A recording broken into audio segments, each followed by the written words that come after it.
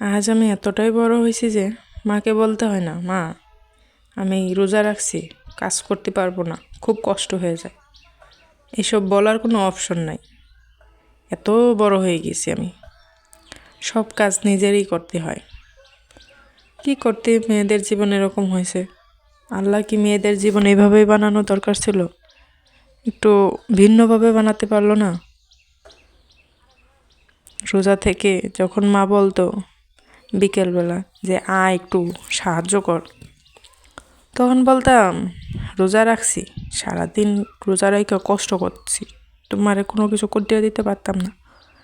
আর এখন এই কথাটা কইতে পারি না, এখন নিজেরই করতে হয় সব কিছু।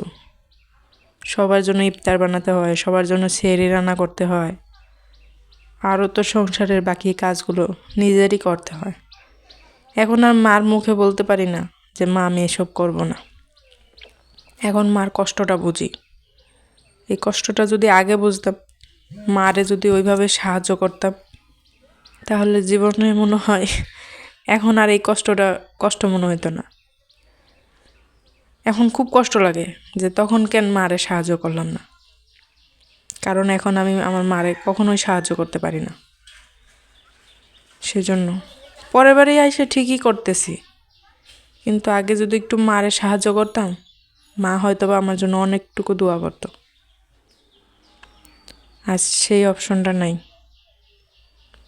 বাপের বাড়ি যেয়েও এখনও বাপের বাড়ি যেয়ে পয়সা থেকে খাইতে ইচ্ছা করে, মন চায় না কাজ করে খাই। এটাই বাপের বাড়ি, আর এটাই মা। মা সব কিছু পারে মেয়েদের জন্য, তার নিজের সন্তানের জন্য। আজ আমি মা হয়ে নিজে বুঝি যে আমার মেয়েটারে কষ্ট না দেই, আমার মেয়েটারে এমনভাবে রাখি যাতে ওর কষ্ট না হয়, ও সুখে থাকে। কারণ পরের বাড়ি যে কাজ কইরা খাইতে হইব না সুখে থাকবো, সেটা তো আর আমি জানি না। আমার মাও এগুলা ভাবতো, তাই আমাকে বেশি কাজ করাইতো না।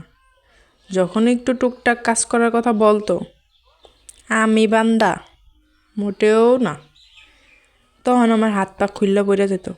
আর এখন এখন কোনো হাত পা খোলে না, এখন হাত পা রকেটের গতিতে চলে।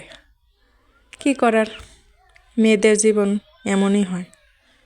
মাও এটা জানে, তাই বেশি কষ্ট নিত না মনে।